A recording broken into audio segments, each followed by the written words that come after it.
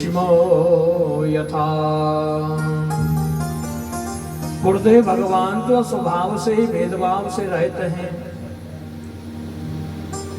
समस्त प्राणियों की प्रिय हैं।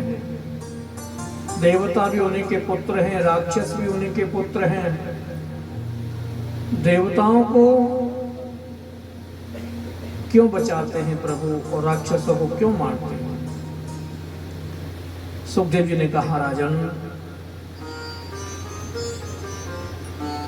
साधु पृष्ठम महाराज हरिश्चरितम दूतम यद भागवत महात्यम भगवंदते वर्धनम। सुखदेव जी कहते हैं, राजन भगवान के अद्भुत चरित्र के विषय में तुमने बहुत अच्छा प्रश्न किया है। मुझे एक कथा याद आ गई। सुखदेव जी कहते हैं, राजन तुम्हारे जो बाबा थे युधिष्ठिर जी, उन्होंने बहुत बड़ा अद्भुत यज्ञ किया था और यज्ञ में चर्चा हुई सबसे प्रथम पूजा किसकी की जाए।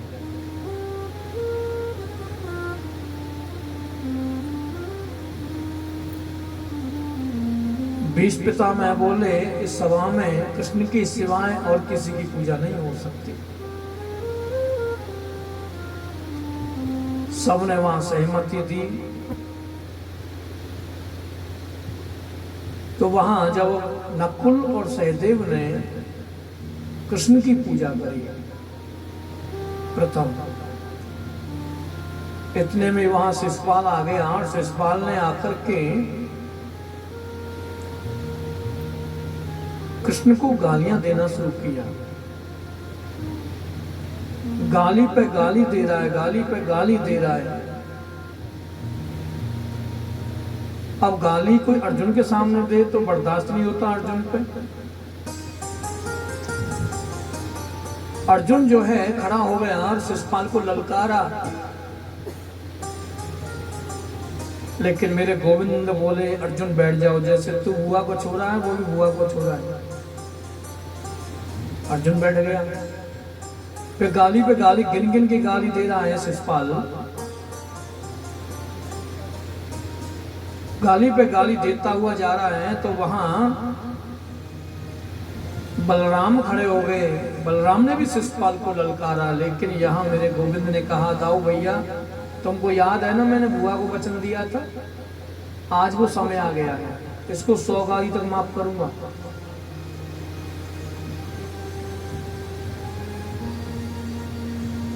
राजा परीक्षित ने कहा, 100 गाली तक माफ क्यों करेंगे भगवान?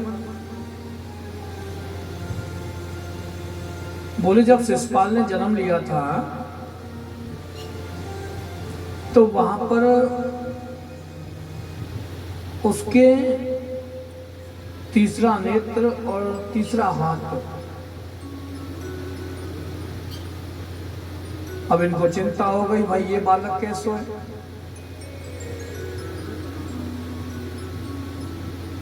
तो वहां शिशुपाल की मां ने पूछा देवताओं से, तो आकाशवाणी हुई, जिसकी गोद में इसका तीसरा हाथ और तीसरा नेत्र गिर जाएगा वही इसका काल होगा, वही मारेगा।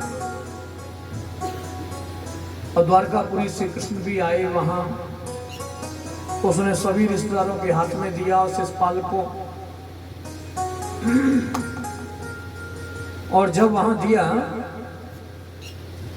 और जैसे ही कृष्ण की गोद में दिया शिशुपाल को, तो तीसरा नेत्र और तीसरा हाथ नीचे गिर पड़ गया।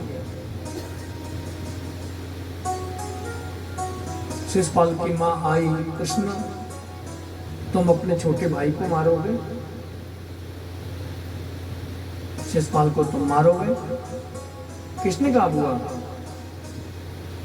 बोले, जिस समय जन्म हुआ था तो इसके 3 हाथ थे, एक आंख और थी, तीसरी नेत्र और था इनके।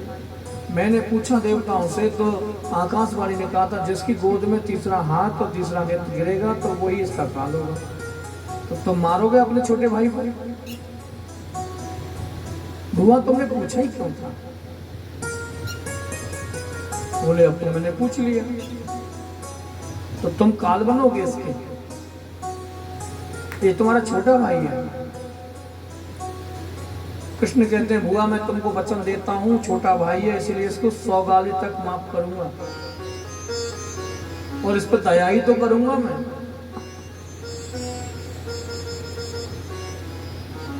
तो दाऊ को याद दिलाई आज मेरे गोविंद ने कि आज वो समय आ गया है, शिषपाल गिन गिन की गाली दे रहा है मेरे गोविंद को। जब 100 गाली हुई तो मेरे गोविंद ने बोले बस शिषपाल अब रहने दे, लेकिन नहीं माना।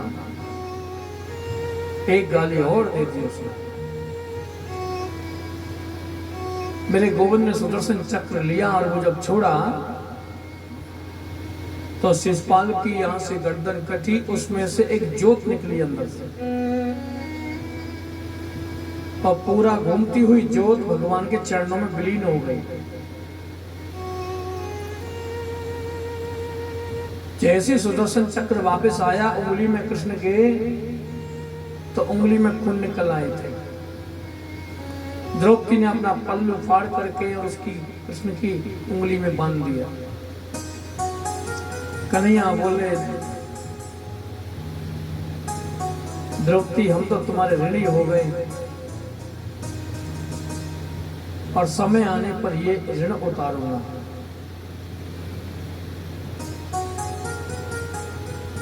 इधर युधिष्ठिर जी ने पूछा नारद जी से, राधे राधे। प्लीज चैनल को सब्सक्राइब और लाइक कीजिए और ज्यादा से ज्यादा शेयर कीजिए।